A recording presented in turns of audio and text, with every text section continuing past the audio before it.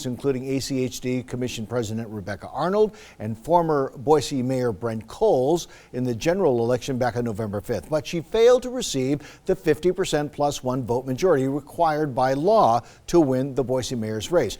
And that's what led us to tonight's runoff, where she's well above that number. Now, moving out west to Caldwell, a similar story with a bit of a different twist. Former Republican State Senator John McGee facing off against Idaho Democratic Party Chairman Evangeline Beachler for a seat on the Caldwell City Council. And with all the votes counted, McGee is celebrating a comfortable victory. Unofficial results putting him up 61% to Beachler's 39%. The elephant in the room in this election for many was McGee's troubled past. As we reported, he was forced to resign back in 2012 after a very public DUI charge and the subsequent sexual harassment accusations, after which he pleaded guilty to disturbing the peace. We spoke with McGee briefly after the final results came down, who says the voters have spoken. They want to talk about Caldwell's future and what we're going to continue to do for the future of Caldwell. So Hannah and I were just really humble and grateful that they elected us in such overwhelming fashion.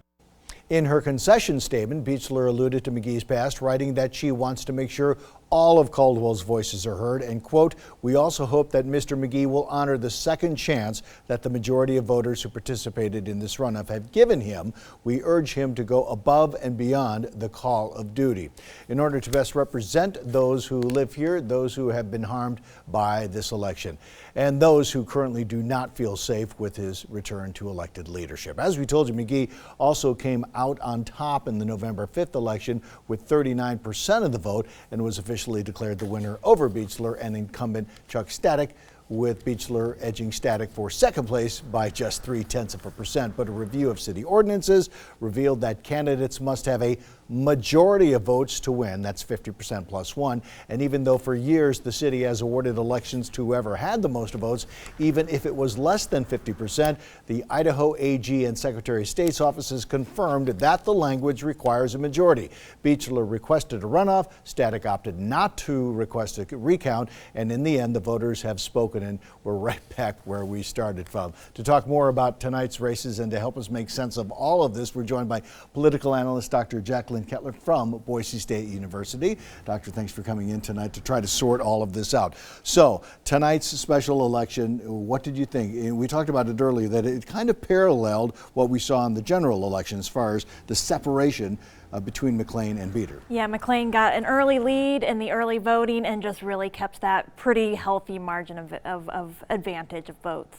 So in the general election, of course, the library vote and the sports complex was on there as well. It was not on this one, but you feel or felt that maybe that carried over into this special runoff? I mean, clearly people want to change, you know, many voters do, and whether it's being upset at like the stadium and the library projects or the continued, you know, growth and transportation issues in the valley, clearly voters want to change. So we have a mayor, I guess a mayor-elect soon, McLean, with a somewhat of a different complexion on the city council. How do you see that playing out over the next few months? It'll be interesting, right? Like several of the city council members were pretty vocal supporters of Mayor Beater, and so how they will kind of bridge those divides moving forward will be interesting to see. Let's talk about the Caldwell City Council seat. John McGee making a comeback. Yeah. So it'll be really interesting to see how he does back in office, kind of what his focus is in that position. All right. So going forward, it's interesting with the number of people that came out, because you never know in a special runoff like this that's pushed into December, into the holidays, how many numbers will show up. But it looks like the people in Boise obviously have spoken, but they came out in pretty good numbers. Yeah, I mean, at least with, you know, we don't have all precincts in as of yet. Right. Last we checked, but it was looking like turnout was 30%.